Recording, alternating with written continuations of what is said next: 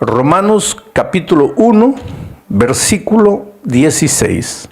Les invito a abrir sus Biblias si las tienen ahí. Y si no las tienen, ya vi que están regalando Biblias. Anótate ahí, recibe tu Biblia, porque es el manual de la felicidad. ¿Cómo vas a ser feliz si no conoces la palabra de Dios? Te voy a hablar un poquito del manual.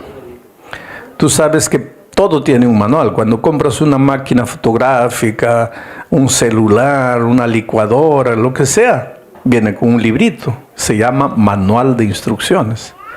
¿Y qué haces tú? Abres la caja y ¿qué es lo que haces? Yo te voy a decir lo que yo hago. Abro la caja, agarro el librito y lo echo a un lado. Y entonces comienzo a manosear el aparato. Manosea por aquí, manosea por allá, hasta que de repente funciona. ¿Ah? Tú te acuerdas del manual solo cuando. ¿Te acuerdas del manual cuando ya manoseaste todo y nada funciona? Ahí te acuerdas del manual. Y a veces cuando abres el manual ya malograste el aparato. Pues la vida es así. Mira, tú no eres aparato electrónico. Tú eres gente, ser humano, maravilloso. Tú tienes sentimientos, tú tienes pensamientos, tú te alegras, tú lloras, tú ríes, tú eres gente. Pero tú crees que Dios te creó y te largó en el mundo y te dijo así, bueno, ya te creé, ahora trata de ser feliz a tu manera. No, Él te creó, te trajo al mundo y te dio un manual. Y te dijo, mira, aquí está. Pero tú ni miras al manual. Tú solito tratas de vivir. Y pues ahí vienen los problemas, porque te metes en confusiones. ¿Por qué? Si miraras al manual, te evitarías muchos líos en la vida. Pues esta noche vamos a mirar todas las noches al manual. Esta noche, Romanos capítulo 1, versículo 16. Dice así. Porque no me avergüenzo del Evangelio, porque es poder de Dios para salvación a todo aquel que cree, al judío primeramente y también al griego. Y yo diría esta noche, y también al español, y también al ruso, y también al italiano, y también al sudamericano, y también al rico, y también al pobre, y también al culto, y también al inculto. El Evangelio es poder de Dios para todo ser humano.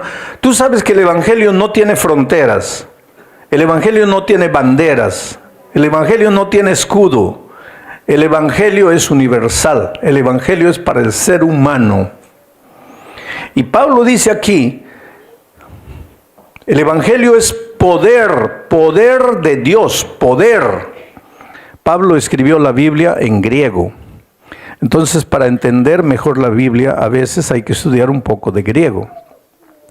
Nosotros cuando estudiamos teología, una de las materias que estudiamos son los idiomas bíblicos, un poco de hebreo, un poco de griego, para poder tener acceso a la Biblia en los originales hebreos y griego.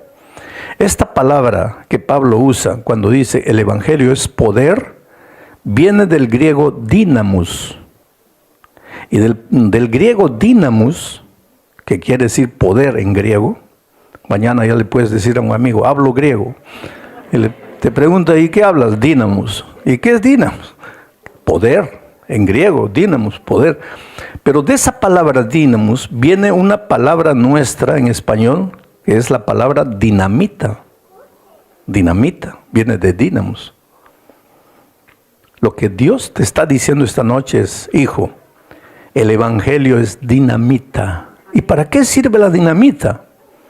Cuando están abriendo los trabajadores una carretera, están abriendo con los tractores, las palas, las máquinas, están yendo, de repente encuentran una roca gigantesca. Y estaban abriendo la carretera y llega un momento que ya no pueden avanzar, ya la roca ya no les permite. Entonces, ¿qué es lo que hacen? Agarran la dinamita, perfuran la roca con taladros, entierran la dinamita, prenden la mecha y salen corriendo. Y la dinamita pues hace polvo la roca. Y ahí siguen abriendo el camino. Ahora mira lo que Jesús te está diciendo. Hijo, tú estás yendo a un lugar Tú tienes en la vida una meta, tú tienes un sueño, pero tu sueño hasta hoy día no se ha realizado. ¿Y por qué?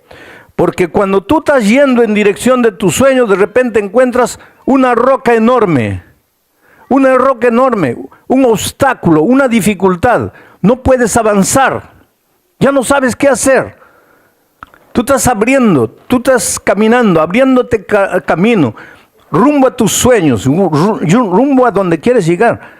Y de repente encuentras un problema. ¿Cuál es el problema? A veces falta de dinero, a veces las circunstancias, a veces una enfermedad, a veces tus amigos, a veces lo que sea.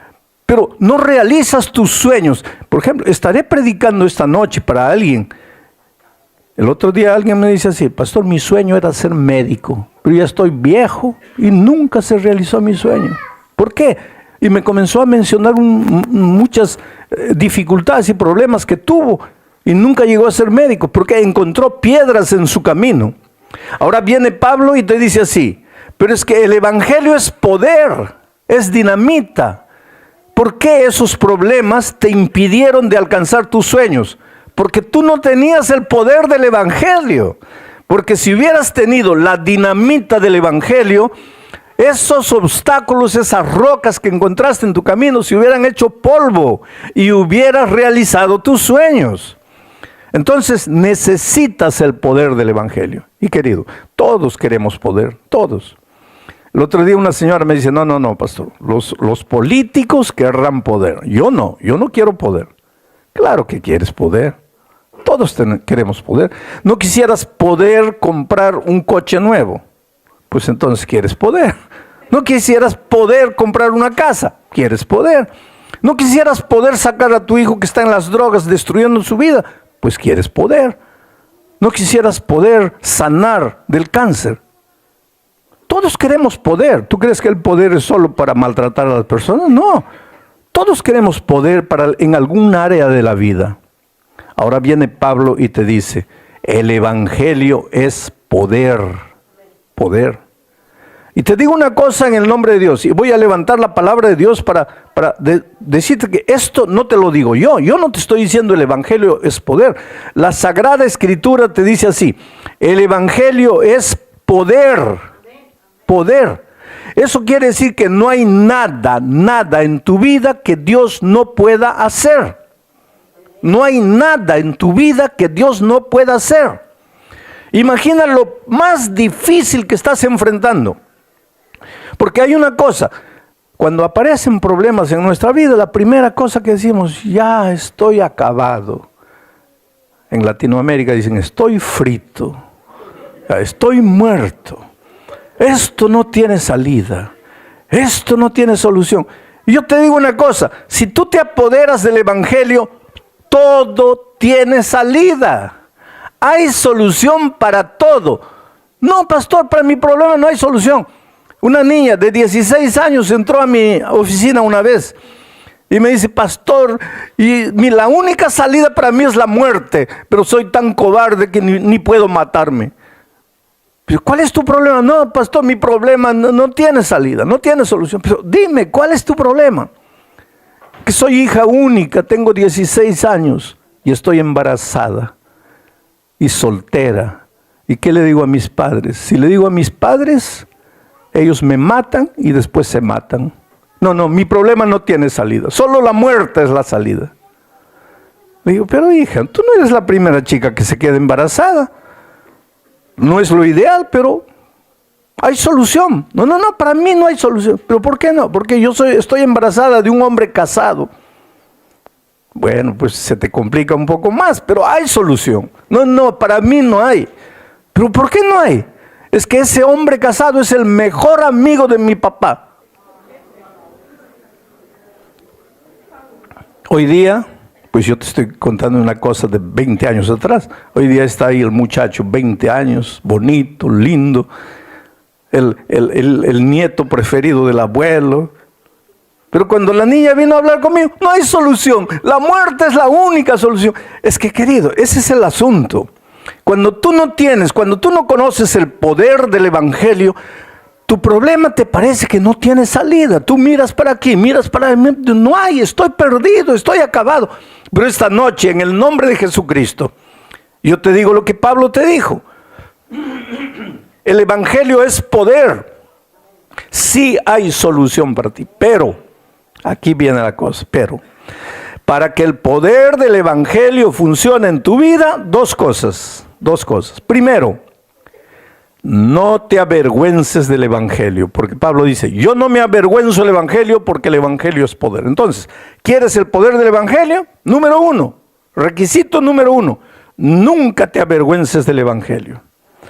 Número dos, cree en el evangelio. Porque si no crees en el evangelio, ahí el evangelio no va a hacer nada en tu vida. Y segundo, si te avergüenzas del evangelio, el evangelio tampoco va a funcionar en tu vida. Y hay mucha gente que dice así, no, es que el evangelio no funcionó en mi vida. Es porque, primero, o no creíste completamente, o segundo, tuviste vergüenza del evangelio. Ahora yo te voy a explicar por qué Pablo dice, yo no me avergüenzo del evangelio. Porque en los días de Pablo, en el Imperio Romano dominaba el mundo conocido de aquellos días. En los días de Pablo había por lo menos 5 millones de esclavos. 5 millones de esclavos. Porque los países vivían mucho en guerra y un país vencedor dominaba a los otros, los hacía esclavos. 5 millones de esclavos.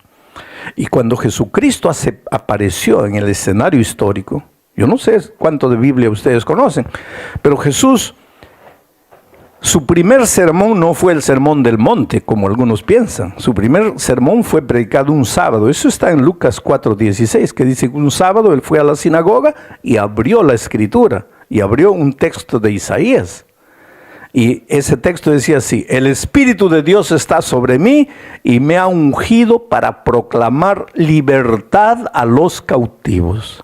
O sea, el evangelio llegó al mundo en la persona de Jesucristo proclamando libertad, porque el evangelio es libertad. No me digas que conoces el evangelio si estás prisionero de algún hábito, de algún vicio, de algún hábito que está destruyendo tu vida. No, porque donde entra el evangelio, entra la libertad. No hay evangelio con esclavitud, no combina. Evangelio es libertad, libertad de los preconceptos, libertad de los prejuicios, libertad de la ignorancia, libertad del pecado, libertad, el evangelio es libertad. Entonces cuando Jesús comenzó a predicar el evangelio y la libertad, y cuando Pablo y sus discípulos también comenzaron a predicar el evangelio de la libertad, díganme quiénes fueron los primeros que aceptaron el evangelio. Los esclavos, lógico.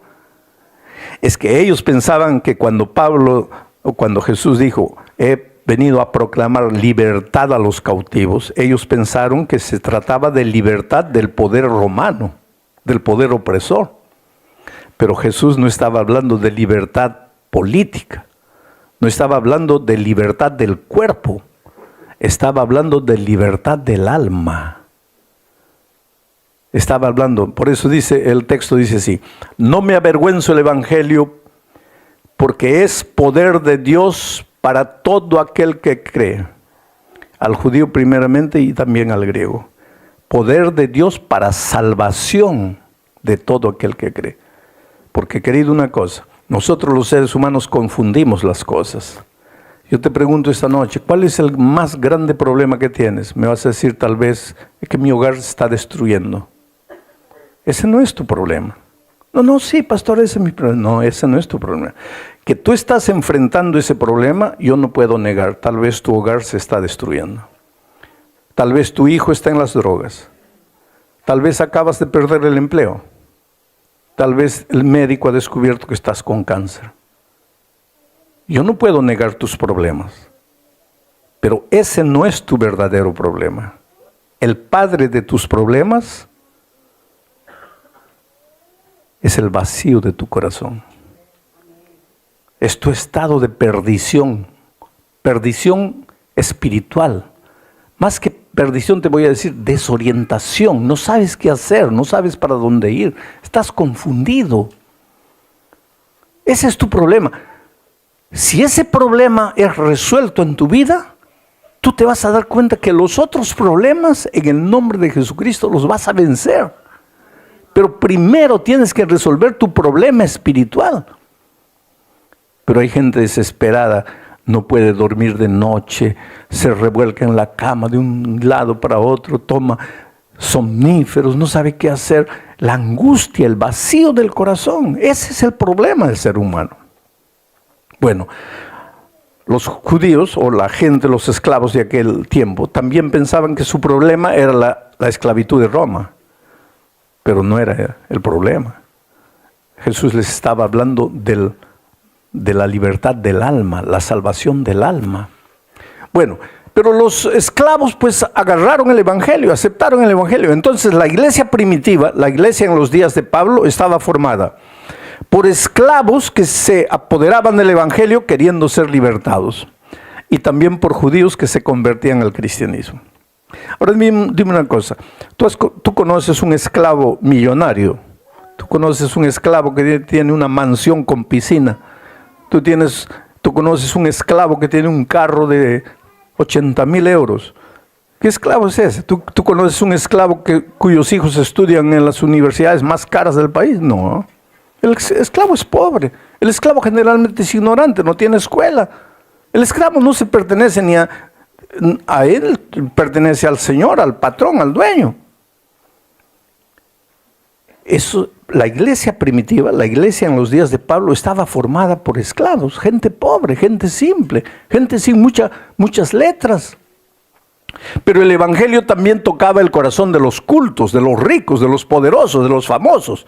Y algunos de ellos entraban a la iglesia, así como tú entraste esta noche, medio así con miedo, ¿no? Preguntando, ¿qué será? ¿Cómo será? Y ellos entraban así y veían un pobre, otro esclavo. ¿Y qué hacía esa gente poderosa? Decía, ay, qué vergüenza, no me voy a meter aquí, porque si me meto aquí, mis amigos van a decir que yo también me estoy volviendo pobre. No, yo me voy. Y se iban. Y es en ese contexto que Pablo llega y dice, pero yo no me avergüenzo del evangelio. Ellos pueden irse, pero yo no me avergüenzo del evangelio. Y mira que Pablo no era ningún ignorante, ningún pobretón. Pablo tenía una brillante carrera profesional. Pablo había sido educado a los pies de los más grandes profesores hebreos. Pablo era ciudadano romano con documentos romanos, ciudadano judío con documentos judíos. Se movía libremente entre los judíos, se movía libremente entre los romanos. Pablo venía de una familia rica. Pablo no era cualquiera. Y sin embargo Pablo dice, yo no me avergüenzo del evangelio. ¿Por qué? Porque yo quiero el poder de Jesucristo. Y si quiero el poder de Jesucristo, si quiero el poder del evangelio, ¿por qué me voy a avergonzar del evangelio? Ahora, querido, los tiempos no han cambiado. Hoy la gente sigue teniendo vergüenza del evangelio. ¿Y quieres una prueba? Mañana te encuentras con un amigo y te pregunta, oye, ¿dónde estabas a las 8 de la noche? Porque yo te llamé y tu celular no atendía. Y ahí tú le dices, de que me fui a un hotel. ¿Qué? ¿Estás hospedado? Ya no, fui a una reunión. ¿Qué reunión? Una reunión del evangelio ahí, de la Biblia. Ahí tu amigo te va a mirar así de pies a cabeza. No me vas a decir que te estás volviendo hermanito. Y ahí tú te sonrojas, no sabes dónde esconderte. No, solo esta vez, solo por curiosidad. Ah, querido, ahí recuérdate lo que Pablo está diciendo. ¿Quieres el poder del evangelio? No tengas vergüenza del evangelio. No tengas vergüenza de decir que estás estudiando la Biblia. No tengas vergüenza de decir que amas a Jesucristo. No tengas vergüenza de decir que has abierto tu corazón al Señor Jesús. Hay que tener vergüenza de las cosas malas de la vida, no de seguir a Jesús. Ahora, que la gente que te va a querer ridicularizar, con toda seguridad. En todos los tiempos ha sido así. La gente se va a reír de ti, claro que sí. Pero, ¿no quieres el poder del evangelio? Pues no tengas vergüenza del evangelio. Segundo, ¿quieres el poder del evangelio? Tienes que creer en el evangelio. Pero aquí vivimos un problema. Porque nosotros los seres humanos le creemos a todo el mundo, menos a Dios. Le creemos a todo el mundo menos a Dios. ¿Y quieres un ejemplo? Yo recibí el otro día una carta. Decía así: usted acaba de ganar una herencia de 230 millones de euros. Pero no sabíamos dónde estaba hasta que lo encontramos. Ahora necesitamos depositar el dinero en su cuenta corriente, pero no sabemos cuál es su cuenta corriente. Entonces mándenos su cuenta corriente, tal. Algunos de ustedes están sonriendo, ¿no? Porque también han recibido ese email ya. Ahora dime una cosa, ¿por qué tú crees que existen esos tipos de emails? ¿Por qué? ¿Por qué? Porque hay algunos que creen. Porque si nadie creyera, ¿quién se va a dar el trabajo de escribir? Pero es que mandan miles y por ahí caen. Y después cuando caen ya les metieron la mano a la cuenta corriente, les sacaron dinero y cuentan la historia. ¿Pero por qué creíste? No sé qué me dio, pero creí. ¿Cómo vas a creer que ganaste una herencia de 230 millones de euros? Pero creí. Interesante. Ahora Jesús te dice, el evangelio es poder para resolver cualquier problema en tu vida. Ahí tú te quedas. ¿Será? ¿No será? ¿Me estarán engañando? ¿Cómo es un libro tan antiguo puede servir? Miles de preguntas. Ahora, para dar tu cuenta corriente, ahí no pensaste nada. Pero ¿cómo somos los seres humanos, querido? El otro día encontré una señora. El pastor me dice, hable con ella porque ella quiere tomar su decisión de seguir a Jesús, pero está con miedo. Y le digo así. Ella estaba acompañada de unos 5 hijitos chicos. Digo, señora, tiene bastantes niños. Sí, me dice. Y comenzó a hablar. Les voy a hablar lo que ella dijo con sus palabras. Dijo así, es que me casé con un sinvergüenza. Estoy usando las palabras de ella. Me casé con un sinvergüenza mujeriego. ¿Cómo? Sí, me llenó de hijos y ahora se fue con otra. Digo, pero él era siempre así. No, sí, desde novio era así. Pero ¿y por qué se casó? No, porque él me decía que estaba arrepentido, que iba a cambiar. ¿Y le creíste? Sí, le creí. Ahora el mujeriego se fue, me dejó con 5 hijos. Yo no dije nada. Pero después le pregunté, ¿y por qué el pastor me dijo que hable contigo? Porque estás con miedo de entregarte a Jesús. ¿Por qué no te entregas a Jesús? Es que tengo miedo, mire. ¿Será verdad? No será verdad. Mis amigos me dicen que me están lavando la cabeza. Miren. Al mujeriego sinvergüenza, que estoy usando las palabras de ella, al mujeriego sinvergüenza le creyó. A Jesús, ¿será? ¿Me estarán lavando la cabeza? Pero ¿cómo somos los seres humanos, queridos? Al hombre, al ser humano, le creemos todo. A Dios, a la palabra de Dios, ay, pero ¿cómo será? Pero así somos los seres humanos. Entramos al avión. No conocemos al piloto, no conocemos a los comisarios de bordo, no conocemos al que fabricó el avión, no conocemos al dueño de la compañía, no conocemos a los otros pasajeros, no conocemos a nadie, nos sentamos y dormimos con la seguridad de que cuando nos despertemos estaremos en Madrid. Y si en la mitad del camino el piloto te lleva al Triángulo de las Bermudas y te arroja ahí, no, pero tú crees en todas esas personas que nunca has visto, tú crees. Ahora Jesús viene y dice, hijo, dame tu vida que yo te voy a conducir a pastos verdes. ¿Será? ¿Cómo será? Pero así somos los seres humanos. Te duele la cabeza, vas a la farmacia, no conoces al farmacéutico, no conoces al dueño de la farmacia, no conoces al que te está vendiendo, no conoces a nadie. Dame una pastilla para el dolor de cabeza. Te dan un Mejoral, no sé si hay Mejoral. Y te lo tomas. y si te estuvieran dando una pastilla de cianuro de potasio. Pero no, tú crees en toda esa gente que nunca has visto, tú crees y te tomas. Ahora viene Dios y te dice, aquí está el poder del evangelio, tómalo. Ahí te quedas, ¿cómo será? No sé. Pero es que los seres humanos somos interesantes, queridos. Queremos prueba de todo, pruébame. Pero el otro te prueba que el mejorar es mejorar. No, eso no tiene nada que probarte. Ahora, cuando se trata de Biblia, pruébame. Ahí quieres prueba de todo. Y sin embargo, tú en la vida haces cosas que nunca entiendes. Por ejemplo, yo no entiendo cómo una vaca negra come pasto verde y produce leche blanca. Yo no entiendo, pero yo me tomo la leche. Porque en la vida hay cosas que no entendemos, pero hacemos.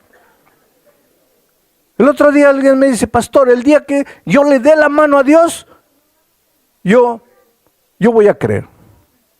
¿Quieres darle la mano a Dios para creer?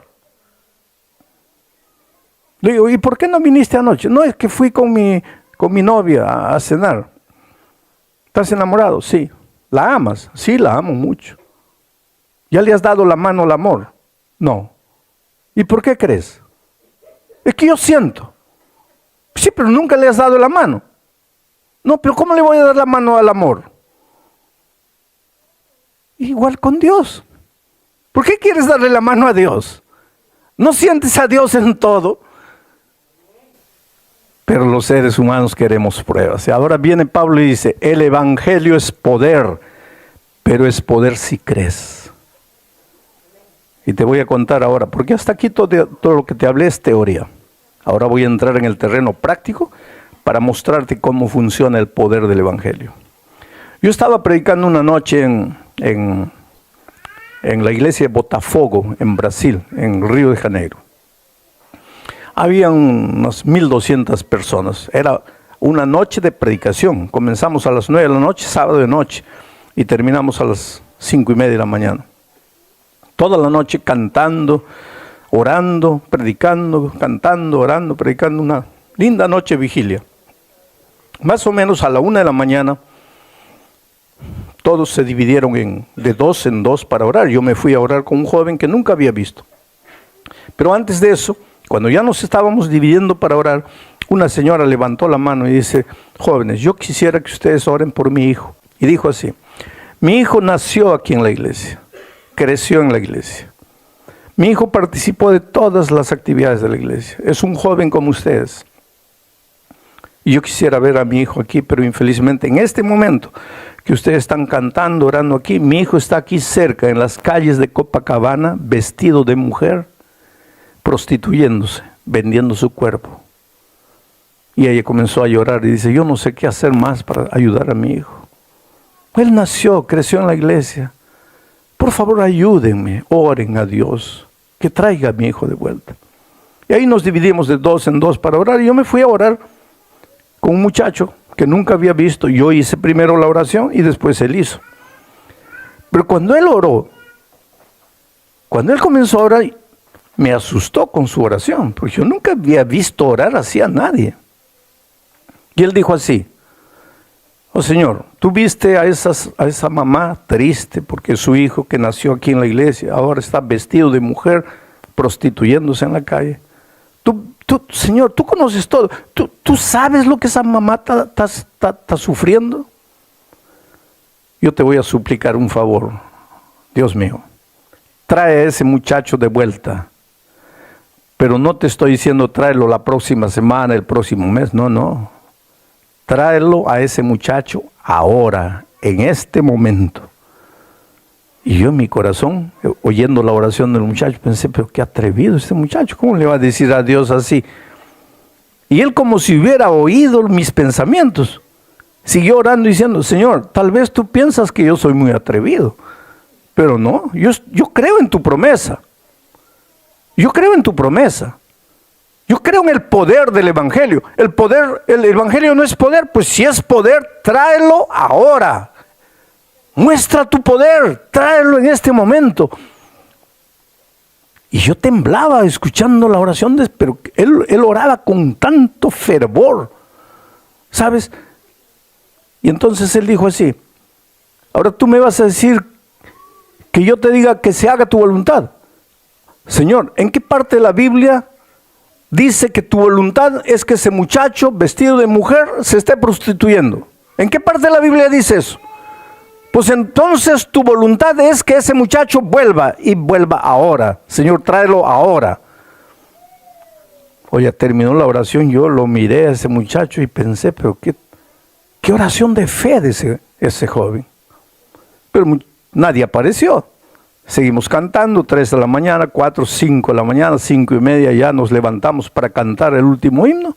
Y cuando nos levantamos, así como el tema principal de Juan es el amor, así como el tema principal de Pablo es la fe, para Pedro el tema apasionante de toda su epístola es la esperanza. Solo que la esperanza para Pedro no es lo que nosotros a veces entendemos por esperanza. ¿Qué es esperanza para nosotros? Por ejemplo, le prometes comprar una bicicleta a tu hijo en Navidad, y ahí el chiquito pues se queda con esperanza, ¿no? ¿Qué esperanza qué? De la bicicleta. Espera la bicicleta, espera la bicicleta. ¿Y qué tal si faltando un mes para Navidad tú pierdes el empleo y se enferma tu esposa y gastas todo el dinero que tenías ahorrando ahí para la bicicleta con la enfermedad? Llega Navidad y no tienes para comprar y no puedes cumplir la promesa que has hecho. Quiere decir, para nosotros los seres humanos, esperanza es como que un deseo de ojalá que suceda, quiera Dios que suceda. Pero para Pedro esperanza no es eso. En la Biblia la esperanza no es el deseo de que suceda. En la Biblia esperanza es la certidumbre de que va a suceder. ¿Pero por qué? Ahora vamos a ver por qué. Y mediante el cual está hablando de Jesucristo, porque en el versículo 20, que fue nuestro tema ayer, se hablaba del cordero que había sido sacrificado, pero que ya estaba todo planeado desde antes de la fundación del mundo.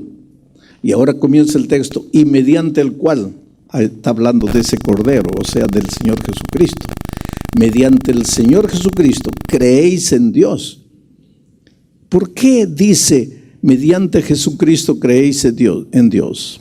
Vamos a seguir leyendo. Y mediante el cual creéis en Dios, quien le resucitó de los muertos y le ha dado gloria, para que vuestra fe y esperanza sean en Dios. Esperanza, recuérdate que esperanza para Pedro no es el deseo de que algo bueno suceda, es la certidumbre de lo que va a suceder.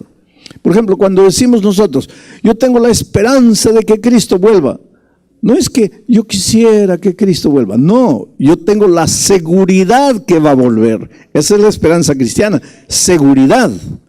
Y cuando la palabra de Dios te dice, hijo, debes tener esperanza, está diciéndote, no te está diciendo, hijo, debes querer que pase, no, te está diciendo, debes tener la seguridad de que va a pasar. Y ahora aquí en este versículo, Pedro te da la razón y habla de la resurrección de Cristo, quien le resucitó de los muertos. O sea, la resurrección de Cristo es la más grande prueba del amor de Dios, del poder de Dios. Porque un muerto está muerto, un muerto no resucita, pero Cristo resucitó. Y si Cristo resucitó, no hay nada que Dios te haya prometido que no se puede cumplir. Y tu esperanza tiene que estar alimentada en la prueba contundente de que Cristo resucitó. Entonces tu esperanza no es vana. Tu esperanza no está basada en la palabra de un ser humano. Tu esperanza está basada en una prueba concreta del poder de Dios, que es la resurrección de Cristo. Ahora vamos a leer el versículo para que entiendas mejor. Y mediante el cual Jesucristo creéis en Dios. ¿Por qué crees en Dios ahora mediante Jesucristo? Porque Jesucristo murió y resucitó. Y la muerte y la resurrección de Cristo te hace creer en lo que Dios te promete. Cree en Dios porque Cristo resucitó, mediante el cual creéis en Dios, quien le resucitó de los muertos y le ha dado gloria, para que vuestra fe y esperanza sean en Dios. Vuestra fe y esperanza tienen que ser edificadas y construidas ¿en quién? En Dios. Y Dios nunca te va a fallar. Nunca te va a fallar. Su promesa es segura por ti. ¿Cuánta gente está herida fuera de la iglesia porque alguien no lo trató bien en la iglesia? Ahora, y la guardan de verdad. La guardan de guardar. La guardan en la biblioteca, la guardan en el cajón y después dicen, no pasa nada. ¿Qué va a pasar? Pues está guardada. Sí, pero ahí dice guardar. No, pues ese guardar, ahí viene el problema del idioma. El idioma. Porque para nosotros en español guardar es guardar en algún lugar, pero en el idioma en que fue escrito la Biblia, en los idiomas, en ambos idiomas, el hebreo y el griego, el guardar, aquí tenemos en el Nuevo Testamento, el obedecer a la palabra, el guardar la palabra, es más en el sentido de estudiar la palabra, de escudriñar la palabra. Y la palabra tiene un poder purificador extraordinario. Ahora te voy a dar un consejo, mira. El otro día una viejita me decía, pero pastor, yo leo la Biblia, no entiendo nada, pastor. Sigue leyendo. Pero ¿para qué si no entiendo nada? Sigue leyendo. Y te voy a contar una historia. Una viejita iba a la iglesia, era la única adventista en su casa. Los hijos no eran adventistas, los nietos, unos burlones de primera, se burlaban de la pobre viejita. Pero la llevaban todos los días, los sábados a la iglesia, la dejaban en la iglesia, a mediodía la recogían, venían a la casa para el almuerzo. Y los nietos burlones, especialmente uno de ellos, lo primero que le preguntaba, y abuela, ¿qué aprendiste? ¿Puedes contarnos algo de lo que has escuchado? Y la viejita no se acordaba de nada.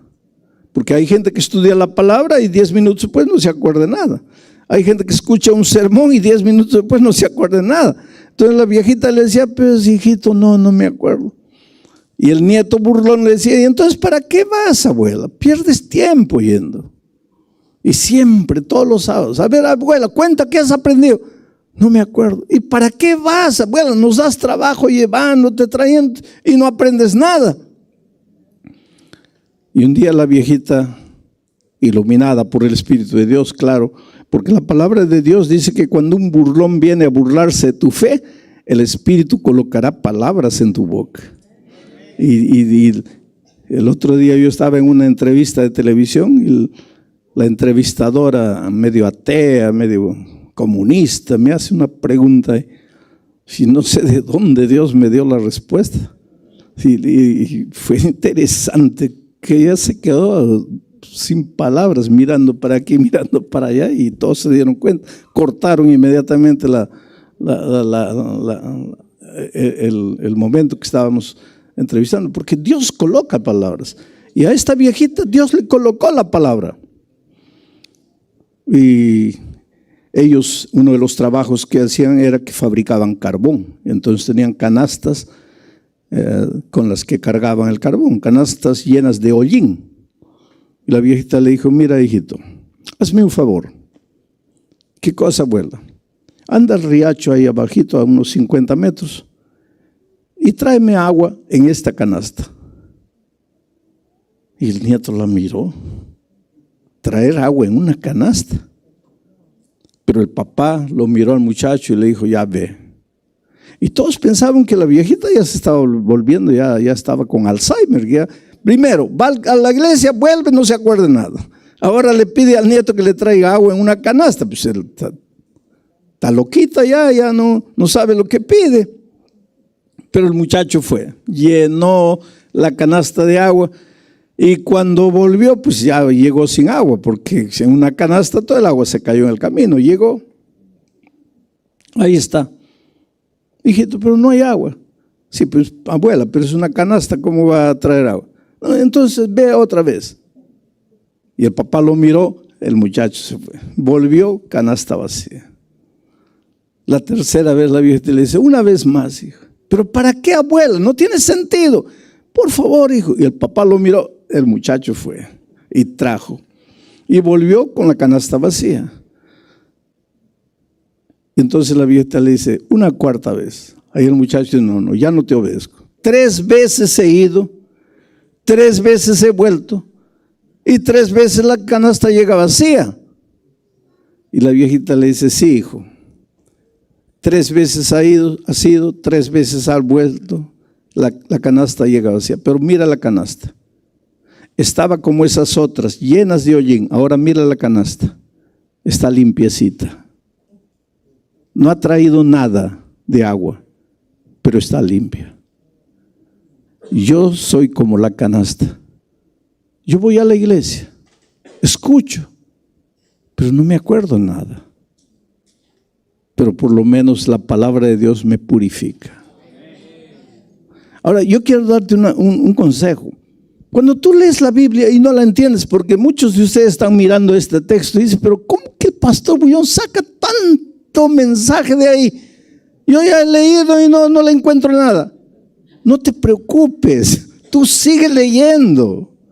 ¿Pero para qué? Si no entiendo, sigue leyendo. Recuérdate de la canasta. No traes nada, no guardas nada, no entiendes nada, pero por lo menos te está purificando. Porque la palabra tiene poder purificador. Pero hay una cosa. No trates de leer un capítulo entero.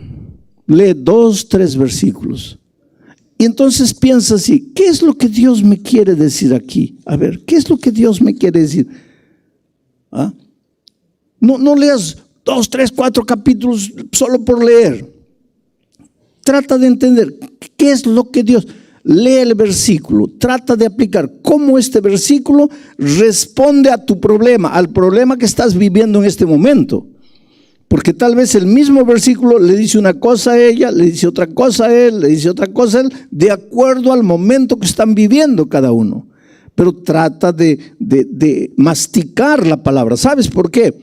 Porque la palabra es el pan que nosotros tenemos, el pan de Dios, el pan espiritual. Tenemos que alimentarnos. Si queremos tener salud espiritual, tenemos que alimentarnos de la palabra. Pero hay que saber alimentarse. Porque los médicos, por ejemplo, hablando de la comida, dicen que nosotros tenemos que masticar 34 veces cada bocado de comida que llevamos a la boca, ¿no? Colocas la comida, 34 masticadas. 1, 2, 3. Yo no sé quién de ustedes mastica 34 veces cada bocado de comida. Yo por lo menos no tengo tanta paciencia así. Pero ¿por qué hay que masticar tanto? Esto es interesante. Porque tiene saliva. Sí, pastor, ¿y para qué crees que tiene saliva? A ver, ¿para qué crees que Dios te ha dado saliva? ¿Para escupir a tu hermano? No. Dios te ha dado saliva y esa saliva tiene un propósito.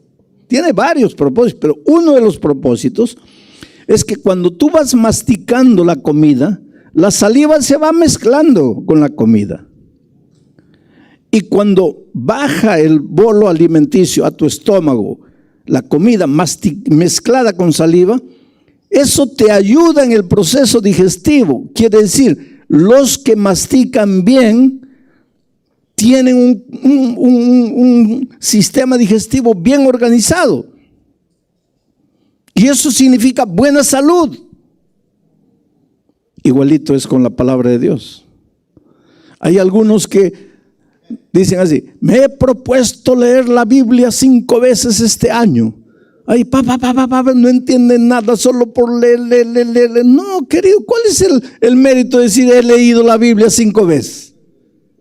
Lo mejor es, ¿has entendido la palabra? Entonces, coloca un bocado, un versículo y mastica. ¿Qué te estoy diciendo? Lee un versículo y haz lo que estoy haciendo. Medita, piensa, ¿qué te está diciendo a Dios aquí? Porque tú hablas con Dios a través de la oración, Pero Dios habla contigo a través de su palabra. Entonces tienes que tratar de encontrar la respuesta para Dios aquí, de Dios para ti aquí. Si estás sin empleo y mañana tal vez vas a tener que presentarte para una entrevista, lee la palabra, lee un versículo y trata de ver qué es lo que Dios te está diciendo en ese versículo para la aplicación de mañana. Si un muchacho se te declaró y tú no sabes si aceptarlo o no aceptarlo, y lee la palabra y deja que Dios te hable al corazón. Quiere decir, déjate guiar por la palabra. En mi corazón he guardado tus dichos para no pecar contra ti. Ahí está la palabra. Ahora vamos al texto de nuevo. Y mediante el cual, Jesucristo, creéis en Dios. ¿Y por qué creéis en Dios? Por el poder de Jesucristo. ¿Y por qué poder? Porque murió y resucitó. Y si murió y resucitó, no hay más grande prueba de poder que Él, la resurrección. Entonces tu esperanza ya no es el deseo de que algo suceda, es la certidumbre de que va a suceder. Porque quien te está dando eso, el fundamento de tu esperanza, es un Cristo que murió y resucitó. Habiendo tú ahora purificado tu alma, tu corazón, tu mente, por la obediencia, por el escudriñar de la palabra, por el investigar, por el leer la palabra, mediante el Espíritu. Ahora venimos a una parte interesante. Mediante el Espíritu. Ahora el Espíritu va a transformar tu vida. ¿Pero de qué manera? Mediante el Espíritu. ¿Para qué? Para que ya no toques batería. No. ¿Para qué? Para que ya no comas carne. No. ¿Para qué? Para que ya no uses anillo. ¿Para qué? Para que ya no celebres Navidad. Hay muchos que les gustaría que dijera eso. Y andan predicando eso que no está escrito en la palabra. Por eso yo quiero predicarles la palabra. No lo que yo creo, no lo que yo imagino. La palabra. ¿Y cuál es la prueba? ¿Qué es lo que el Espíritu va a hacer en tu vida? Dice, mediante el Espíritu, para el amor fraternal. Dice, para el amor fraternal. Les voy a enseñar a leer la palabra. ¿Qué dice? Para el amor fraternal, punto. Entonces, ¿qué dice? Pues porque hay amor fraternal y hay amor fraternal fingido. ¿Cuál es el amor fraternal fingido? Te encuentras con una persona, un hermano que ha venido hace tiempo, no lo veías, y le dices, oh, qué bonito estás. Y cuando sigue caminando le dice al otro, ¿estás viendo cómo estaba gorda, fea? Qué bonito estás. Amor fraternal fingido. Ahora dime, ¿no se ve eso en la iglesia todos los días? Pues la prueba de que has recibido el Espíritu a través de la palabra es que ahora vas a tener un amor fraternal auténtico. La más grande prueba de que esta iglesia es la iglesia del Espíritu debe ser que sea la iglesia del amor. Y que se amen los unos a los otros. Y que se acepten los unos a los otros. Oh, hermanos, yo quisiera que todo el mundo fuera como yo quiero que sea. Pero tengo que reconocer que tengo que aceptar al mundo como cada persona es. Porque Dios tiene un jardín. Dios es un floricultor maravilloso. Hay tulipanes, hay San José, hay rosas, hay claveles, hay gladiolos, hay girasoles. Así es el jardín de Dios. Y es como un huerto también el jardín de Dios. Hay lechugas. ¿En cuánto tiempo la lechuga produce fruto? ¿Cuánto? 3 meses. Yo nunca fui agricultor, ya sé más que ustedes. En 3 meses ya puedes cosechar la lechuga. 3 meses. Y el plátano, ¿en cuánto tiempo? Desde que lo plantas hasta que lo cosechas, ¿en cuánto tiempo? Año, año y medio. Y la naranja, 3 años. Pero tú sabes que hay un fruto que lleva 40 años para producir, y es la palmera. La palmera solo produce su primer fruto a los 40 años. Ahora tú sabes que en la iglesia de Dios, que es un pomar, que es un huerto, hay hermanos lechuga, que a los 3 meses de aceptar a Cristo ya están produciendo. Y hay hermanos plátano, que llevan 1 año para producir. Y hay hermanos naranja, que llevan 4 años. Y hay unos hermanos palmera, que llevan 40 años. Pero Dios los ama a todos.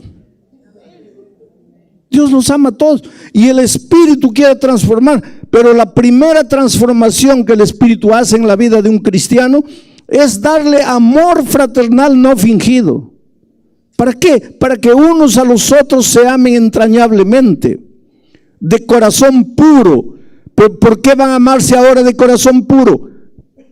Porque han sido purificados. ¿Dónde? ¿Cómo? ¿Con quién? Por la palabra. Por la palabra. Ahora tienen el corazón puro. Y ahora han sido renacidos. Ya no de simiente corruptible. Ya no, porque has nacido de simiente corruptible. La simiente de tu padre, de tu madre.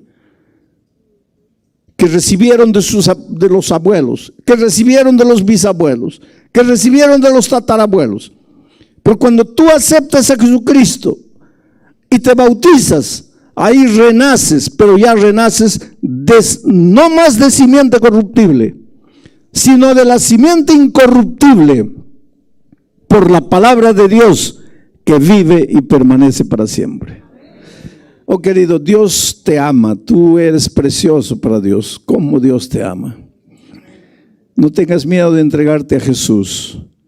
No esperes perfección absoluta mañana, entrégate a Jesús, porque hay mucha gente que dice, ay pastor, ¿cómo me entrego? Si yo todavía hago esto, yo todavía hago aquello. ¿Te acuerdas del hijo pródigo? El hijo pródigo se fue. Cuando tú estás lejos de Dios, pierdes todo. No solo pierdes el dinero, el empleo. A veces pierdes la dignidad, pierdes el respeto propio, pierdes los valores. Así fue con el hijo pródigo. Pero se dio cuenta de algo que tú también tienes que darte cuenta. Lejos de mi Padre, nunca voy a ser feliz. Y yo te digo esta noche, lejos de Dios, tú puedes hacer lo que quieras para renacer. Tú puedes hacer lo que quieras para purificar tu mente, purificar tus sentimientos. No vas a poder. Y cuando digo lejos de Dios, puedes hacer lo que quieras para renacer. No es solo para renacer espiritualmente, para renacer en la vida profesional, para renacer en la vida familiar, para renacer. Tu hogar está destruido, pues necesita un renacimiento. Pero ¿cómo va a renacer si estás lejos de Dios? Tú lejos de Dios puedes intentar lo que quieras, nunca va a suceder nada bueno.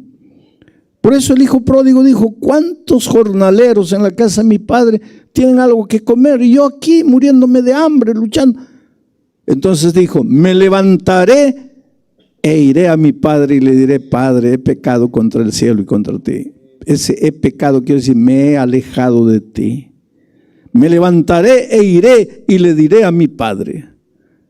Y ahí, en ese momento, cuando él dijo, me levantaré e iré, ¿sus problemas se resolvieron? ¿Sí o no? Piensa bien. Cuando él dijo, me levantaré e iré, ¿ahí se acabaron sus problemas? No. Entonces, ¿cuándo se acabaron? Cuando se levantó y fue.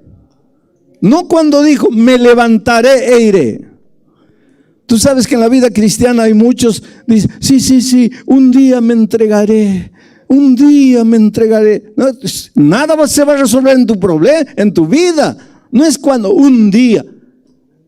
Si algo se va a resolver en tu vida, es cuando te levantes y vayas. Y ahora, él tenía que ir. ¿Y qué dijo? Voy a ir a mi padre, pero no puedo ir así, estoy todo sucio, porque él estaba inmundo. Recuérdate que él trabajaba en el chiquero de los puercos, y el excremento de los puercos estaba pegado a su ropa, olía a puerco. Y la barba grande, los cabellos desgreñados, sucios, los piojos cayéndole, ropa sucia, inmunda, un asqueroso. Él podría haber pensado, ¿cómo voy a volver a mi padre así? Él me va a botar, así no puedo. Yo primero tengo que bañarme, tengo que cortarme el cabello, cortarme las uñas, tengo que echarme un poquito de perfume así, bien oloroso ya, ahí voy, él me va a recibir. ¿Eso es lo que la parábola dice? Pero sin embargo muchos, a veces líderes de iglesia, al pobre pecador le dice, mira, tienes que venir, pero tienes que cambiar de vida. Tienes que salir, tienes que dejar esas cosas, tienes que quitarte eso, no tienes que usar esto. Querido, deja que las personas vengan como están. Deja que vengan como el hijo pródigo. ¿Cómo vino el hijo pródigo? Así como estaba. Oliendo a puerco, sucio, inmundo, los piojos cayéndoles, un asco. Y la palabra de Dios dice que el padre, desde que él se fue, se quedó en la terraza de la casa mirando al camino por donde se fue, porque tenía en su corazón la seguridad de que un día mi hijo va a volver y yo lo voy a esperar. Y de repente lo vio a la distancia. Y la palabra de Dios dice que él salió corriendo al encuentro de su hijo. Y cuando llegó cerca y sintió ese olor feo de puerco, los piojos y todo, llegó ahí, quiso abrazarlo. ¿Y qué dijo el padre? ¡Ay, qué asco! No lo puedo abrazar así. Y llamó a los obreros y les dijo, laven, bañen a mi hijo, cambien de lo de ropa, porque así no lo puedo abrazar. ¿Eso es lo que Dios dijo? No. Lo abrazó. Ahora hay una cosa interesante que ustedes no saben. Vino el padre y lo cubrió con su túnica, lo abrazó. ¿Saben por qué lo abrazó? Porque eso refleja la cultura de aquellos días. En aquellos días, en el pueblo donde se contó esta historia, el peor delito que un hombre podía cometer es pedirle la herencia al papá cuando estaba vivo. Y la pena para el que le pidiera la herencia al papá cuando estaba vivo era la muerte por apedreamiento. Por lo tanto, cuando la sociedad, el pueblo, notase que el hijo pródigo, que le había pedido al papá la herencia cuando estaba vivo y había malgastado, cuando estuviera volviendo, el pueblo lo iba a matar a pedradas, lo iba a apedrear. Por eso el padre salió corriendo y lo abrazó, como diciendo, si tienen que matar, mátenme a mí, pero no maten a mi hijo. ¿Y sabes cuál es el mensaje? Que Dios te ama y que Dios te recibe como estás y como eres. No le hagas promesas. Yo estaba predicando en una ciudad del interior de Minas Gerais, allá en Brasil. Cuando yo estaba sentado aquí en la primera fila esperando ya el momento de predicar, cuando sentí que afuera habían gritos horribles, palabras feas. Una mujer hablaba en voz alta y le pregunté a alguien, ¿qué pasa allá atrás? Y me dijeron, no, es que una señora quería entrar y el diácono no la dejó. Y la historia es interesante porque como yo estaba llegando a predicar esa tarde a esa ciudad, los hermanos prepararon unos volantes, unos papeles, ¿no? Y distribuyeron en toda la ciudad, y en esos papelitos decía, si tu vida está destruida, si estás acabado, si estás perdido, si sientes que no vales nada, ven esta noche a esta dirección y verás que hay esperanza para ti. Y sabe que esos volantes fueron distribuidos en toda la ciudad y llegaron al barrio rojo de la ciudad donde estaban los prostíbulos. Y ese volante llegó a las manos de una de esas mujeres Y cuando ella leyó, si tu vida está perdida, si estás acabada, si sientes que ya no puedes nada, que no sirves para nada, ven a esta dirección y verás que hay esperanza. Su rostro se iluminó. Ella se sentía perdida, acabada, destruida. Dijo, yo voy, pero ya no había tiempo, porque la reunión era a las 7:30 de la noche. Cuando ella recibió era 6:30. Y entonces vino, así como estaba. Y ella, para pararse en las calles ahí a traer hombres, pues se vestía de una manera completamente provocativa, una ropa pegada al cuerpo, una falda bien arriba de las rodillas, en fin, para llamar gente, ¿no? Y no tenía tiempo de irse a la casa, a cambiar de ropa, nada, se vino como estaba. Y cuando estaba entrando, un hermano la paró allá. Le dice, usted no puede entrar así. Y ella venía con el volante en la mano y todavía los hermanos habían colocado invitación personal. Y ella dice, pero yo he recibido esta invitación personal. Y el hermano le dice, amor fingido. Ahí está el amor fingido. Con un amor fingido. Sí, querida, pero eres bienvenida, pero no vestida de esa manera así. ¿Pero por qué no puedo entrar? Porque todos los hermanos te van a mirar. Pero es que yo no tengo tiempo para ir a mi casa. Yo vivo lejos, en la periferia de la ciudad. Yo he recibido esta invitación. Yo soy esta persona. Yo necesito esperanza. Y el otro con amor fingido, sí, pero esta es la casa de Dios. A la casa de Dios tienes que entrar con respeto. No, yo voy a entrar. No vas a entrar. Voy a entrar. No vas a entrar. Y entonces, pues, esa pobre muchacha que había crecido en ese ambiente y vivido ahí, pues, le dijo 4 cosas bonitas al anciano de iglesia, ¿no? Lo mandó a pasear a la estratosfera. Y eso es lo que yo escuché. Y cuando salí, le dije, ¿dónde está ella? No, ya se está yendo ella. Entonces yo fui corriendo y a mitad de la calle la alcancé. Y cuando llegué cerca de ella estaba yéndose, pero llorando. Le dijo, miren, por favor, vuelve. No, no quiero. Por favor, vuelve. ¿Quién va a predicar esta noche? Soy yo. No quiero. Por favor. Vas a entrar conmigo. Nadie te va a impedir. No, no quiero. Gracias. No quiero. Y se fue. Y esa noche yo me levanté para predicar. Ahí estaban los hermanos todos bien vestiditos, maravillosos, listos para irse al cielo. Porque así somos, querido. Y pensamos que estamos defendiendo a Dios. Oh, estamos vigilando la casa de Dios. Porque a la casa de Dios no se puede entrar de esa manera. Sabes que mi corazón dolía. Yo quería predicar. Porque tal vez Dios me llevó a esa ciudad solo por causa de esa pobre mujer. Y no la dejaron entrar a la casa de Dios. Por eso es que Pedro dice que cuando aceptas la palabra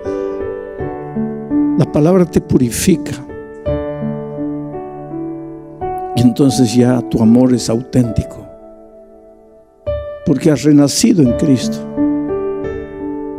Y esta noche yo te voy a hacer una invitación para que aceptes a Jesucristo como tu Salvador, para que le digas a Jesús que quieres seguir estudiando la palabra, que quieres conocer más el Evangelio. Esta invitación no es para todos los miembros de la iglesia bautizados. Ustedes un día ya se levantaron, ya fueron adelante. Hola querido, ¿sabías que en la vida cristiana es más fácil nacer que sobrevivir.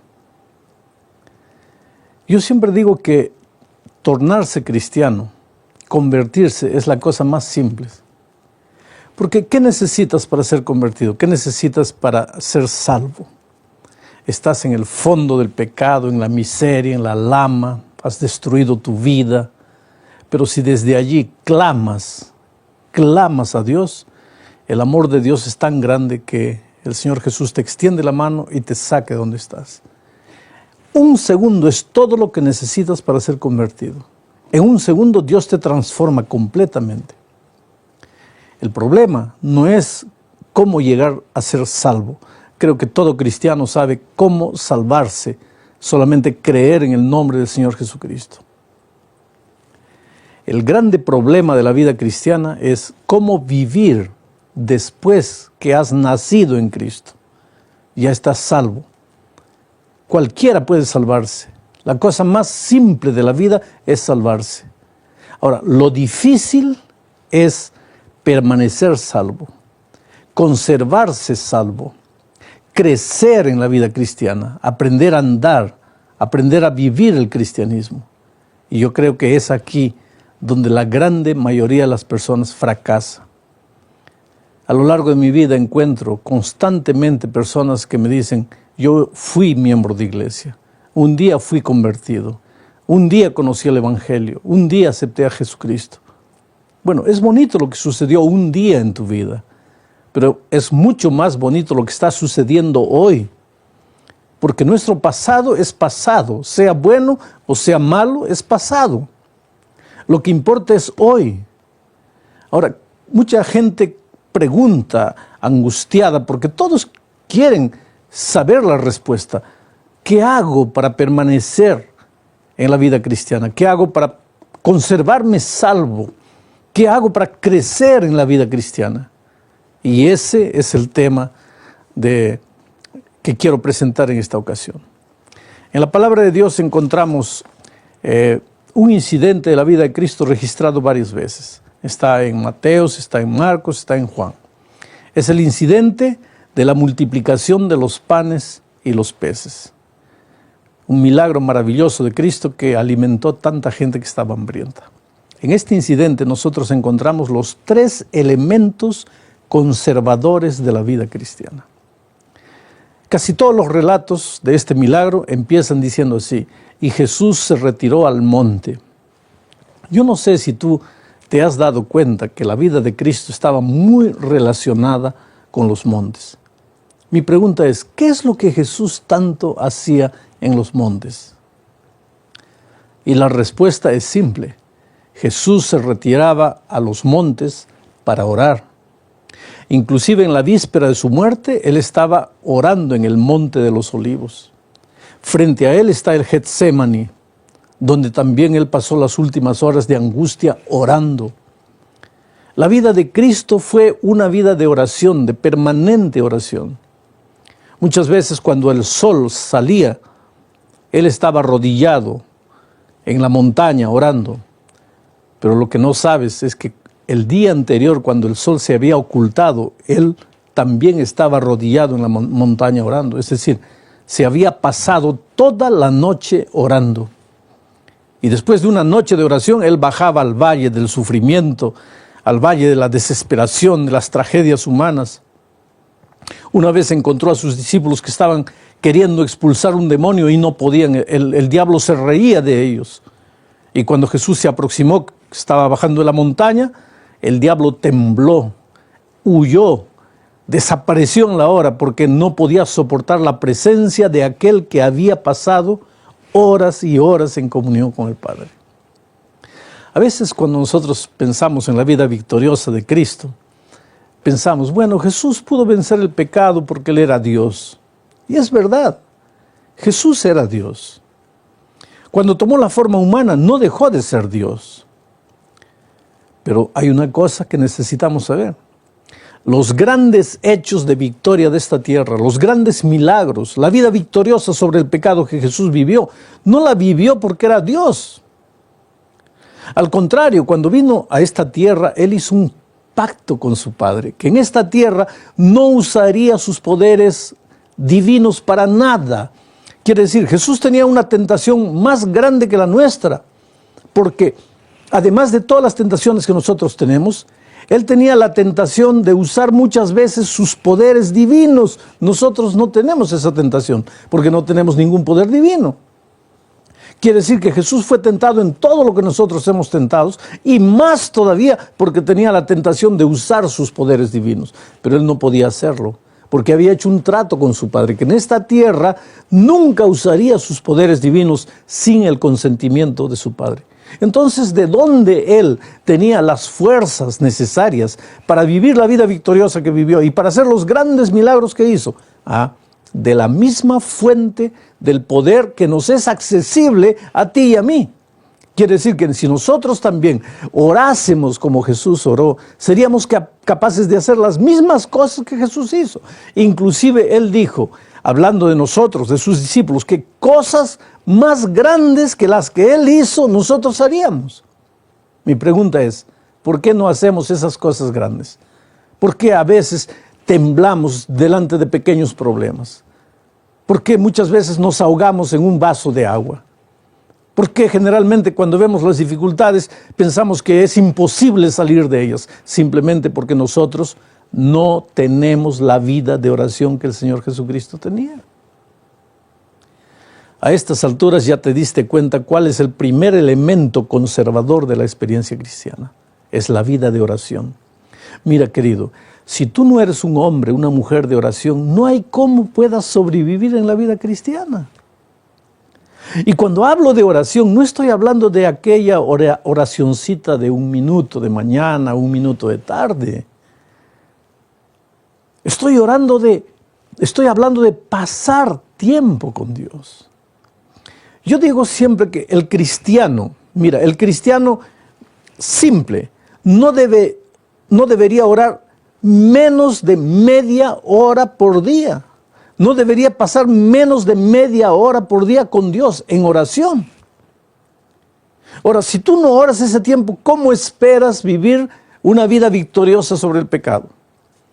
¿Cómo esperas hacer grandes cosas para Dios? Es por eso que nosotros a veces cuando escuchamos la historia de un milagro, de una curación milagrosa, inmediatamente dudamos, ¿será verdad? ¿Será que es la obra del Espíritu? ¿O será la obra de Satanás? Tenemos miedo, parece que tenemos miedo de milagros. ¿Sabes por qué? Porque no tenemos fuerza. ¿Y por qué no tenemos fuerza? Porque no vamos a la fuente del poder que es Cristo. Dios no quiere que vivas una vida derrotada, fracasada, mediocre. Vida cristiana no es ir a la iglesia una vez por semana, devolver tu diezmo, cantar en el coro, o pasar la lección de la escuela sabática porque eres profesor de escuela sabática. No. Vida cristiana incluye esas cosas, pero es mucho más que eso. Es una vida poderosa, una vida victoriosa. Y esa victoria solo la podremos obtener si aprendemos a ser hombres de oración. Yo creo que tú tienes el mismo sueño que yo tengo de un día encontrar al Señor Jesucristo, abrazarlo personalmente. Pero ese sueño nunca se va a realizar si nosotros no permanecemos en la experiencia de la salvación. Y será difícil permanecer en la experiencia de salvación si no tenemos una vida poderosa de oración, por lo menos media hora por día orando, conversando con Dios, abriendo nuestro corazón, contándole nuestras tristezas, nuestros sueños. Muchas veces cuando suceden en nuestra vida cosas que no comprendemos, decirle, mira Señor, no te entiendo, ¿por qué me está sucediendo esto? Pero cuéntale, ábrele tu corazón a Dios. El propósito de la oración no es que tú le informes a Dios, oh Señor, mi mamá está enferma, mi hijo tiene problemas, yo estoy desempleado. Dios lo conoce todo. Entonces, ¿por qué hay que contarle todo eso? No es para informarle a Dios, es para que tú sientas el compañerismo de Jesús, para que tú pases tiempo con Él.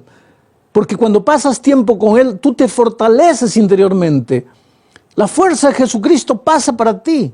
Y después cuando te levantas de tus rodillas, los mismos problemas pueden estar delante de ti, pero tú ya no eres el mismo. Tú eres un hombre más fuerte, más corajudo, más dispuesto a trabajar y enfrentar las luchas de la vida. Por lo tanto, el primer secreto para una vida victoriosa es la oración. Yo podría pasar aquí horas y horas hablando de la oración, pero el tema que quiero presentarte esta tarde no es eso. Bueno, el segundo elemento para la conservación de la vida cristiana también está en ese milagro de los panes y los peces. Jesús le dio pan, alimento a sus discípulos. ¿Cuál es el pan de vida? ¿Cuál es el pan que alimenta el corazón, alimenta el alma?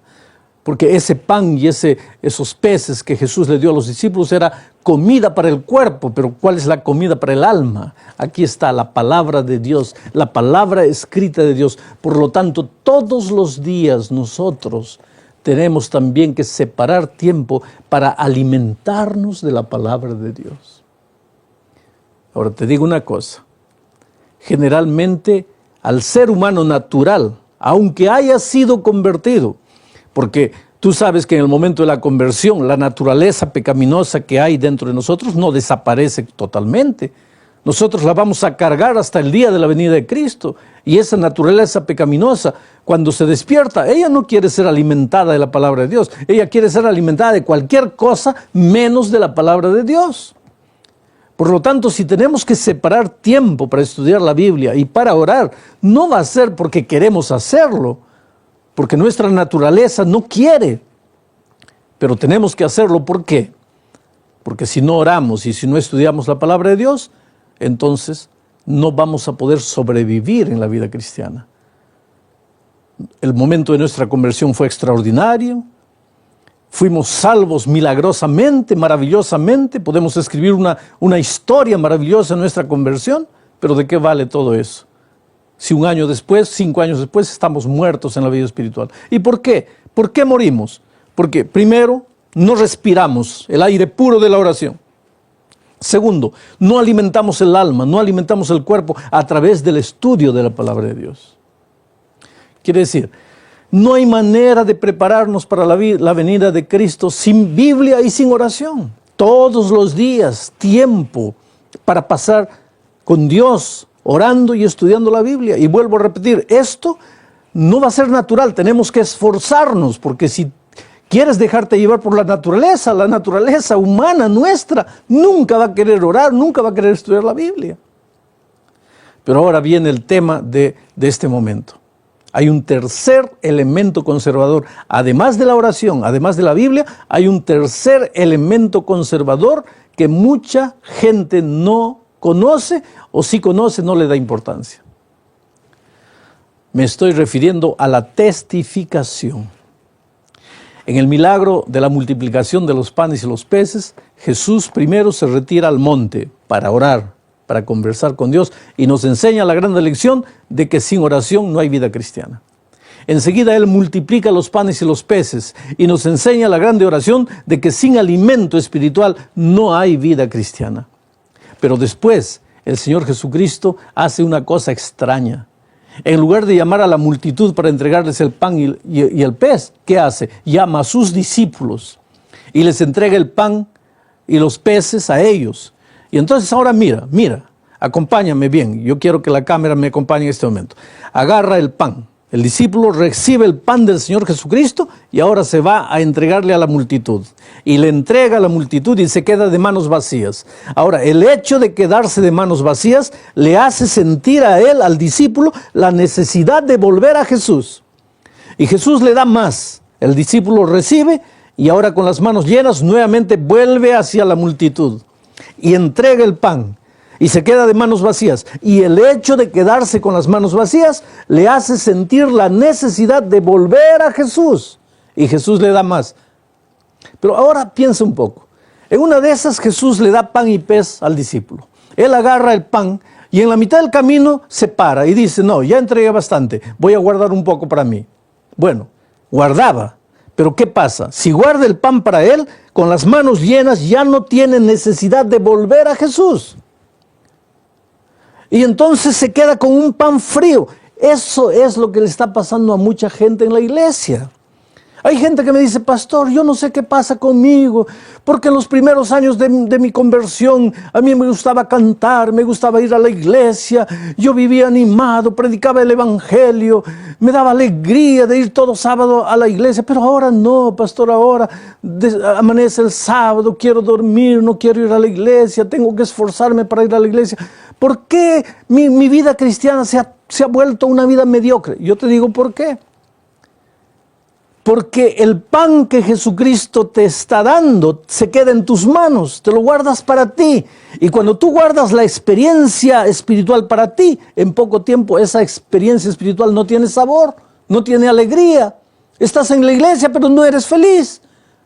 No te da ganas de cantar, no te da ganas de alabar el nombre de Dios. ¿Por qué? Simplemente porque estás guardando el pan espiritual para ti. Entonces aquí viene el tercer secreto si quieres crecer en la vida cristiana. Además de orar y de estudiar la Biblia, tienes que buscar un amigo, un vecino que todavía no conoce el Evangelio, un pariente que todavía no aceptó a Cristo, un compañero de trabajo, un compañero de estudios, y tienes que traerlo para Cristo, tienes que hablarle de Jesús. Cuando tú haces eso, tú estarás creciendo en la vida espiritual. Cuando tú traes a alguien para Cristo, vas a tener ganas de volver a Jesús todos los días. Pero si tú solo oras, estudias la Biblia y no ganas nadie para Cristo, ¿qué pasa? En poco tiempo pierdes las ganas de orar y de estudiar la Biblia. Entonces el elemento testificación es básico para que puedas crecer en la experiencia cristiana. Ahora, lo que quiero que entiendas es que cuando hablo de testificación, no estoy hablando de dar estudios bíblicos, porque querido, hay mucha gente que se desanima y dice así, oh pastor, yo quisiera, pero yo no sé dar estudios bíblicos. No, yo no estoy hablando de dar estudios bíblicos. Cuando hablo de testificación, estoy hablando de buscar a alguien de tu círculo de amistad, de tus vecinos, de tus parientes, y traerlo para Cristo, no darle estudios bíblicos. Porque dar estudios bíblicos es un don que no todos los miembros de iglesias lo han recibido. Por lo tanto, no todos los miembros de iglesias saben dar estudios bíblicos. En la iglesia hay gente especialista en dar estudios bíblicos, pero la grande mayoría no. Así que porque no has recibido el don de dar estudios bíblicos, tú te vas a quedar de brazos cruzados, no vas a hacer nada. No, porque si te quedas de brazos cruzados vas a morir en la vida espiritual. Pero la testificación no quiere decir necesariamente dar estudios bíblicos. Ahora te voy a dar algunos pasos que tienes que tener en cuenta para ver cómo llevar a alguien para Cristo. Paso número 1. Escoge un amigo. ¿Entendiste? Lo primero que tienes que hacer es escoger una persona del círculo de tu amistad, de tus amigos, de tus parientes, de tus vecinos, compañeros de trabajo, una persona. ¿Ah? Tú no le dices nada, tú escoges para ti. Él no sabe ni siquiera que lo has escogido.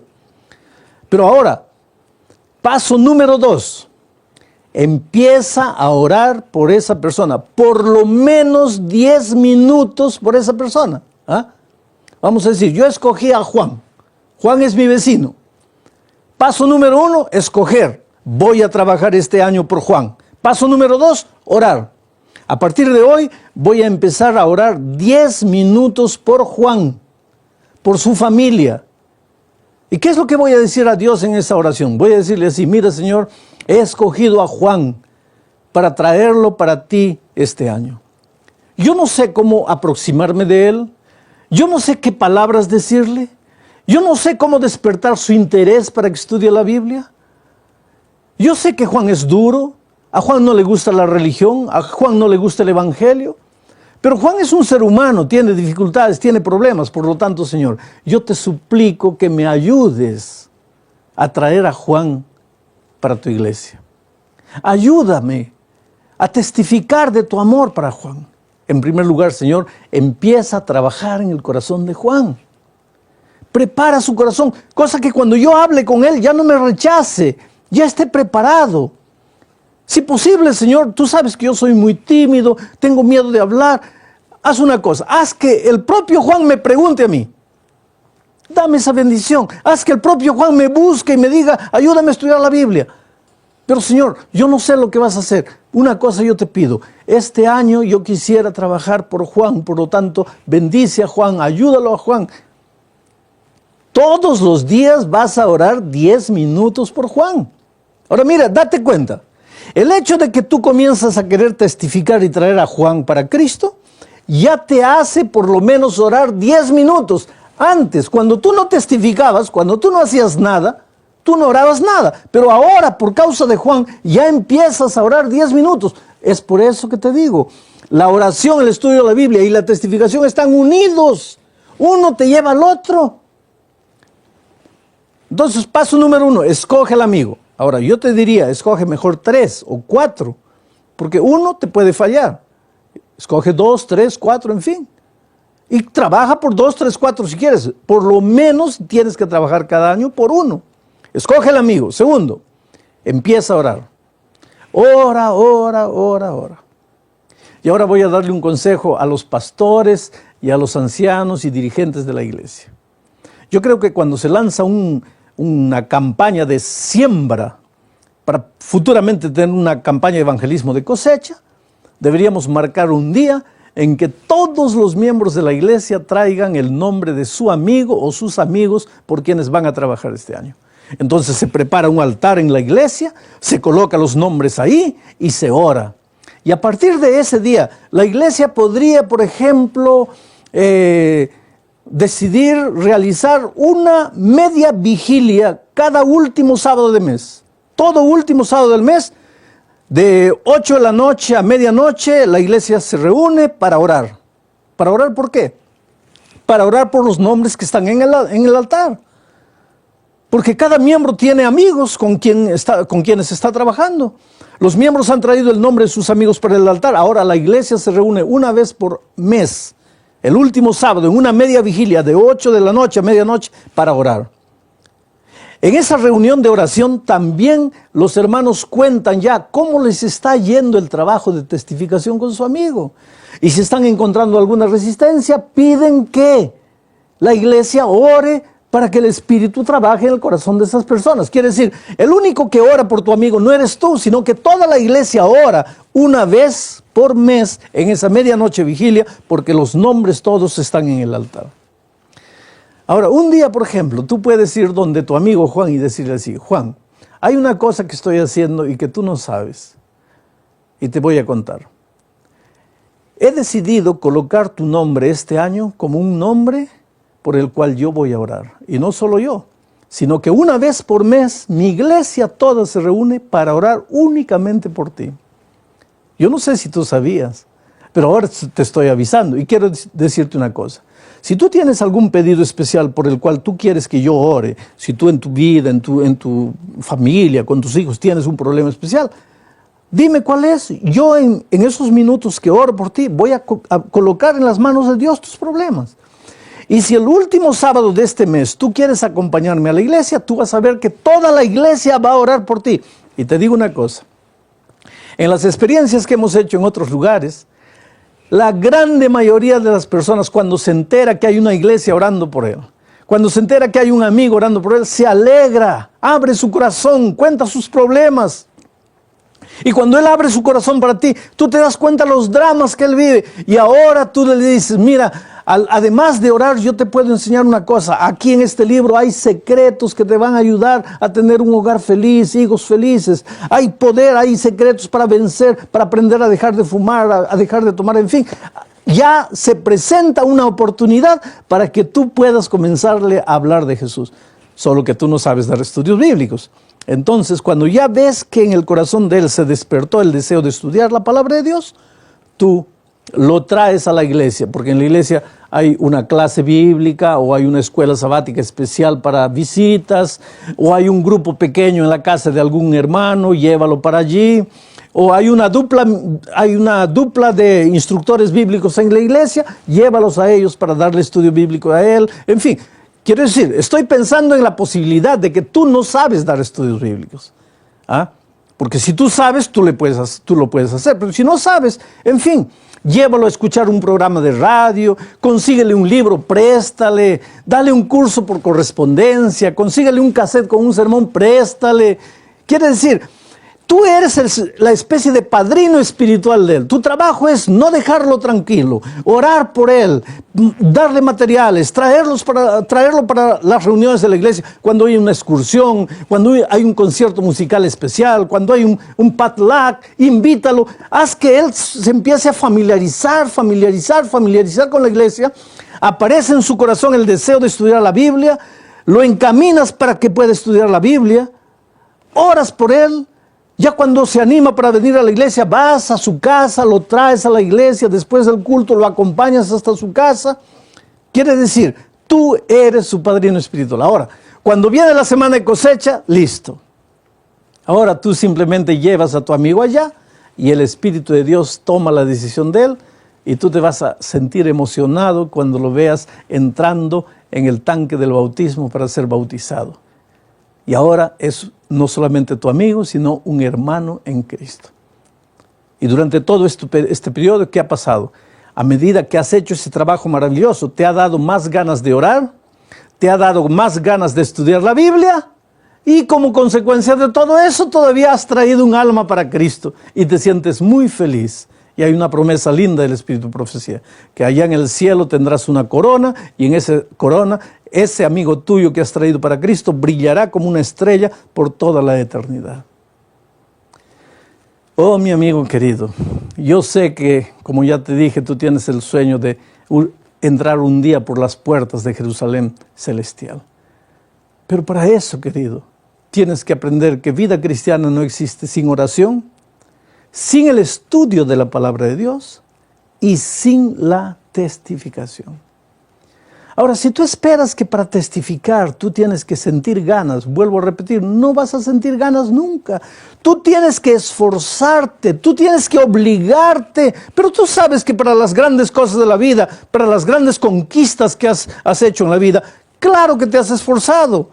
Si hubieras esperado que a sentir ganas de hacer, nunca hubieras hecho nada, sino que tú te desafiaste y fuiste adelante, te arrodillaste, le pediste fuerzas a Dios y entraste a la lucha y fuiste victorioso. La misma cosa va a suceder con el traer almas para Cristo. Cuando los pastores en la iglesia estamos preocupados en que tú ganes almas, no es porque tenemos que alcanzar un blanco de bautismos. Y yo le digo a mis compañeros pastores, si un día tú pensaste que nuestro trabajo es alcanzar un blanco de bautismos, estás completamente equivocado, porque no lo es. Yo siempre digo que cuando Cristo venga a esta tierra, me va a llamar y me va a decir, Bullón, ven aquí. A ver, ¿cuántas almas bautizaste? ¿Esa es la pregunta que me va a hacer? No, absolutamente no. Entonces, ¿qué me va a preguntar? Bullón, ¿cuántas campañas de evangelismo realizaste? ¿Es eso? No. ¿Cuántos templos construiste? No. ¿Cuántos libros escribiste? No. Entonces, ¿qué es lo que Jesús me va a preguntar? Él me va a decir, hijo, ¿dónde está la iglesia que yo te di para que tú la cuides? ¿Dónde está la iglesia que yo te di para que tú la prepares para mi venida? ¿Has preparado mi iglesia? Y para preparar la iglesia solo hay 3 maneras: Biblia, oración y testificación. Por lo tanto, querido, cuando yo como pastor estoy preocupado en que tú ganes almas, no es porque yo tengo que alcanzar un blanco de bautismos, es porque si yo no te veo orando, estudiando la Biblia y testificando, trayendo a alguien para Cristo, ¿qué pasa? Estoy viendo que no estás preparado para la vuelta de Cristo.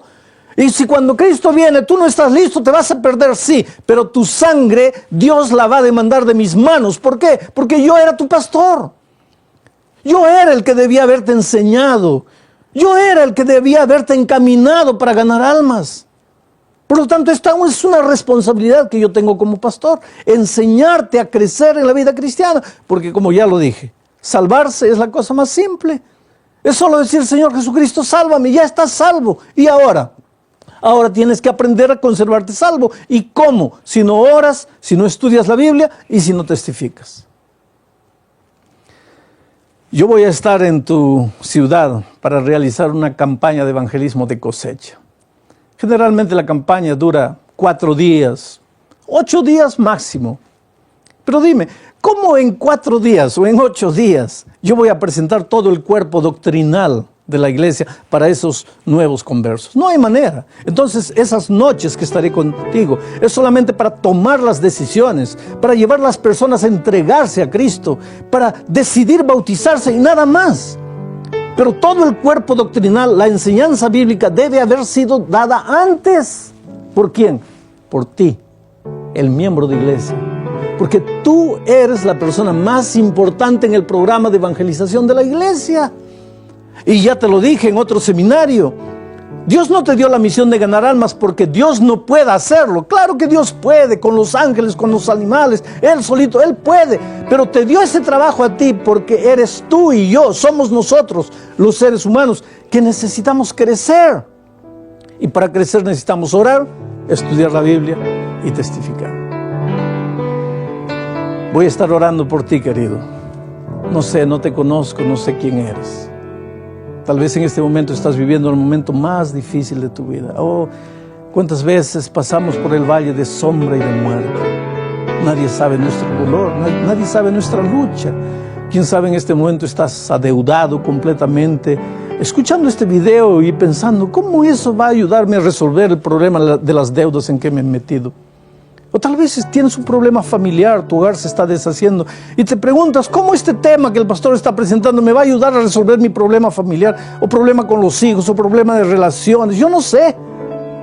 Pero una cosa sé, si tú oras, si tú estudias la Biblia, si tú testificas todos los días, yo no sé qué es lo que Dios va a hacer en ti, pero te vas a sentir más fuerte, con más ganas de vivir, con más ganas de enfrentar las luchas de la vida. Y te digo una cosa, cuando Jesús está en ti, cuando el Espíritu habita en ti, porque lo ha prometido, tu cuerpo es templo del Espíritu Santo, que desaparezcan los problemas, que salgan de tu camino, porque nada será capaz de detenerte. Lo que más quiero es que tú disfrutes de la plenitud de la vida cristiana. Pero para eso, recuérdate, oración todos los días, Biblia todos los días, y testificación todos los días, donde estés, en la calle, en el tren, en el avión, en el trabajo, en el vecindario, siempre hablándole a alguien del amor maravilloso de Cristo. Espero verte un día en el reino de los cielos. Y cuando llegue a tu ciudad y cuando el Espíritu de Dios me ayude a llamar a las personas para adelante, yo quisiera verte a ti, emocionado, tal vez